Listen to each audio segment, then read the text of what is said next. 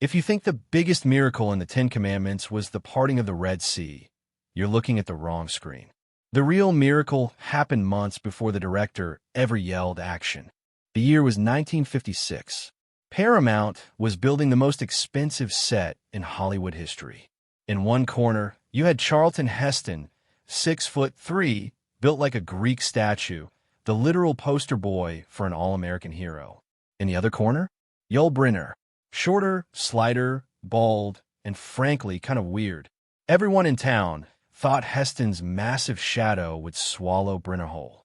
But what nobody knew was that Yul Brynner wasn't preparing for a role. He was preparing for war. He was about to defy the laws of physics and anatomy to pull off the greatest heist in acting history. This isn't the story of how Moses won. It's the story of how Ramses stole the show. When Cecil B. DeMille decided to make the Ten Commandments, he wasn't just making a movie. He was building an empire. He wanted everything grand scale. The biggest gates, the biggest armies, and the biggest actors. Charlton Heston was genetically engineered for the role of Moses. Broad shoulders, booming voice, jawline sharp enough to cut glass. When he walked into a room, he sucked all the oxygen out of it. He was a golden boy. Then there was Yul Brynner. Exotic, mysterious, dangerous. But let's be real. Physically, he was the underdog. In Hollywood, the camera is cruel. It doesn't lie. If the villain looks smaller than the hero, the audience won't buy the threat. The producers were nervous. Whispers were flying around the studio lot. Can this bald guy really intimidate Heston? He's going to get crushed. But here's the kicker. When Yul Brynner heard those whispers, he didn't panic. He didn't ask for apple boxes to stand on. He didn't ask for camera tricks. He just smiled, because his plan relied on something far more dangerous than muscle mass. It relied on pure, unadulterated ego. Months before filming, Brynner ghosted the Hollywood social scene. No parties, no interviews. He checked himself into what was essentially a boot camp. Remember, this was the mid-50s.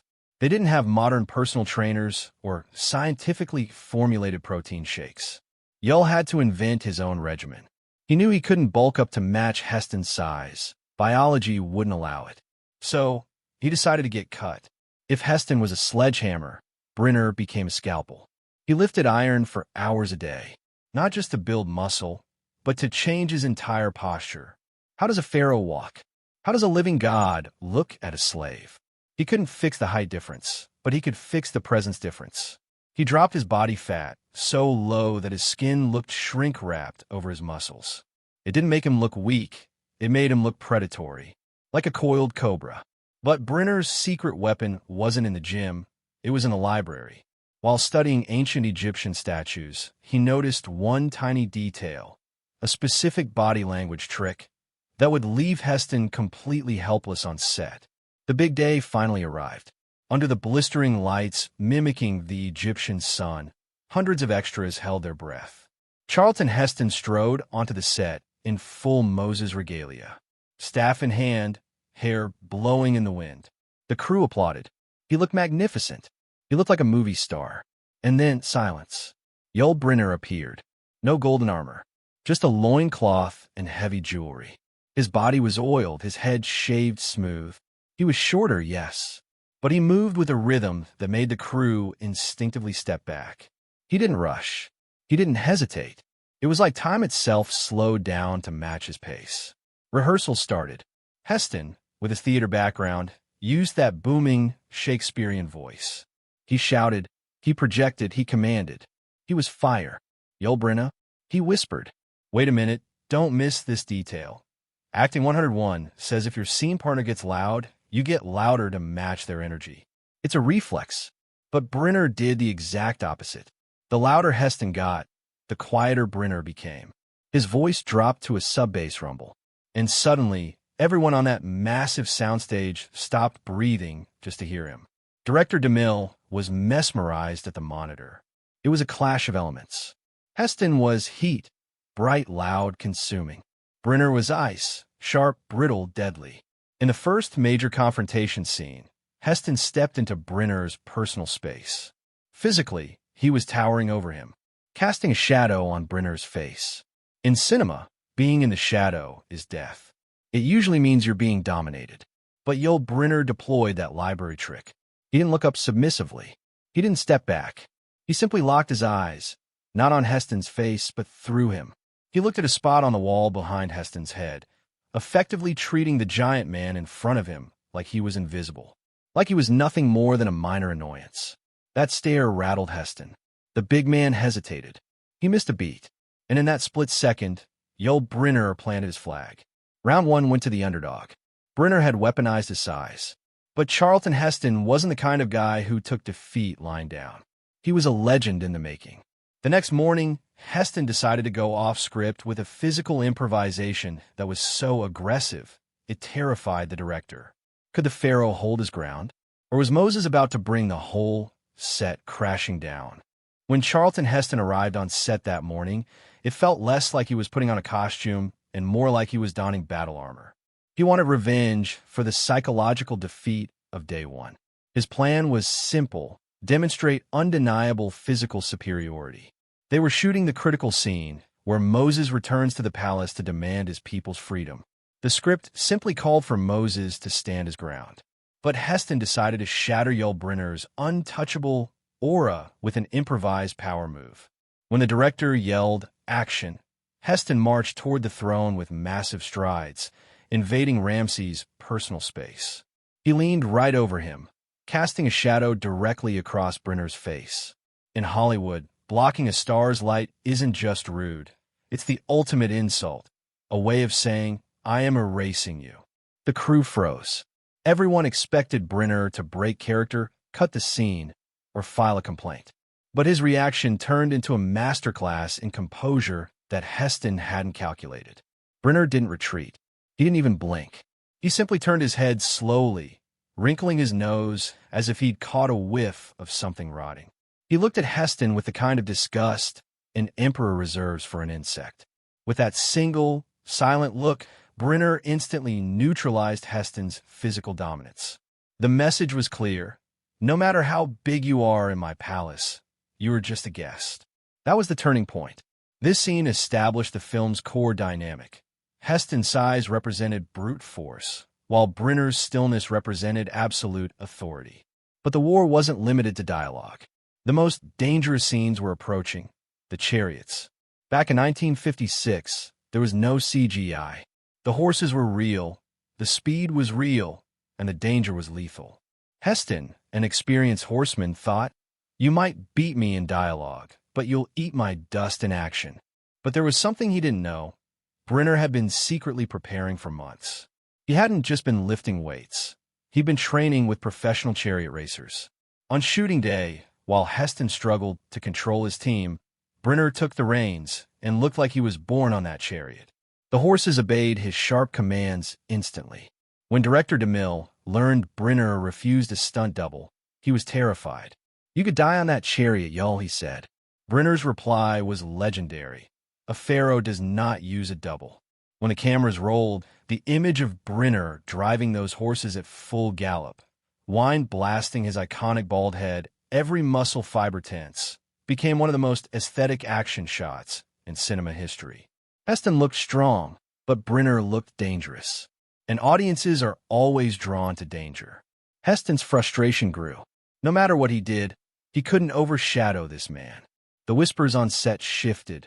Heston is acting, but Brynner is stealing the scene. This rivalry pushed Heston harder than ever. To avoid crashing against Brynner's wall, he delivered a deeper, more emotional performance. Ironically, Brynner's ruthless competitiveness forced Heston to give one of the best performances of his career. They seemed to hate each other, but artistically, they were fueling each other. Then came the finale, the famous banishment scene. Ramses on the throne, dismissing Moses for the last time. Brynner made a special request to the costume designer. He knew Heston would be imposing in heavy robes, so Brynner chose to be bare-chested to highlight his physique. He personally adjusted the lighting to bounce off his oiled skin. When the lights hit him, he didn't look human. He looked like a statue cast in gold. When Heston entered, he didn't find an actor. He found a living god-king. In that scene, Brynner didn't even look at Heston. He fixed his gaze on the horizon. acting as if Moses was nothing to him. When he delivered the famous line, his voice rose from a whisper to a roar. The look of genuine helplessness on Heston's face wasn't acting, it was real. When the director yelled, "Cut!" the crew didn't dare applaud. The tension was so thick, a single spark could have blown the whole set. Everyone thought it was over. But the real shock came at the premiere. When Charlton Heston watched the final cut, he couldn't believe his eyes. His feeling of on-set superiority had completely reversed on screen. In the editing room, Brynner's micro-expressions and piercing stares had practically pushed the massive Heston into the corner of the frame. Heston, as Moses, had saved his people, but Yul Brynner, as Ramses, had taken the film captive. Now, only one question remained. The movie was over, but how would the legend survive? Was this just an acting success, or the beginning of a curse that would define the rest of his life? After the 10 Commandments, nothing would be the same. Yul Brynner hadn't just played Ramses, he had become Ramses, and the time was coming to pay the price for this transformation. When the 10 Commandments finally hit theaters in 1956, the lines wrapped around the block. But as the film played, a strange phenomenon occurred inside those dark theaters. The audience cheered for the parting of the Red Sea, sure. They gasped at the plagues, but they couldn't take their eyes off the bald guy. Moses may have won the moral victory, but Ramses won the aesthetic victory. Yul Brynner had made evil look cool. People walked out of the cinema quoting Ramses. Charlton Heston had played the lead, but that night, laying in bed, he realized the hard truth. He wasn't the star of the movie. The villain was. Years later, the full truth came out. In his private journals and interviews, Charlton Heston, one of the biggest egos in Hollywood history, admitted he was intimidated. He confessed, Yul had this strange energy field around him. When you stepped into it, you felt the air leave the room. He wasn't acting. He just existed, and that existence made my Shakespearean shouting look silly. This was the ultimate compliment. Heston learned the hard way that true power isn't about volume. It's about stillness. And Yul Brynner wrote the book on stillness. But here's the most shocking part. Yul Brynner never really stopped playing Ramses. Most actors take off the costume and go home. Brynner? He kept the walk, the stare, and the attitude for the rest of his life. He ordered food in restaurants like a pharaoh. He posed for photos like a king. It wasn't just a role anymore. It became his brand. The 10 Commandments set was closed, but Yul Brynner continued to play Ramses on the set of his own life. Was it madness? Or was it genius marketing? Probably a bit of both. This rivalry gave birth to what Hollywood insiders call the Yul Brynner rule. If you're physically smaller than your opponent, you must be energetically larger. Brynner proved that inches and pounds mean nothing against pure charisma. Heston was a mountain, but Brynner was the wind. The mountain stands still, but the wind goes wherever it wants. Audiences are instinctively drawn to the alpha, and Brynner left absolutely no doubt about who the alpha was. Film historians still say it today. Heston is the guy you want to be, good, righteous, strong. But Brynner is the guy you secretly admire, unapologetic, sharp, and unbreakable. In the end, that scorching desert heat in 1956 didn't just bake the sand, it forged a legend. It wasn't just a movie set. It was a gladiatorial arena where two giants fought for the crown. Moses might have led his people to the promised land, but Yul Brynner built his own throne at the peak of Hollywood, sat down, and never got up. So, here's the question. In a battle of presence, who do you think actually won? The saint or the king? Let me know in the comments below.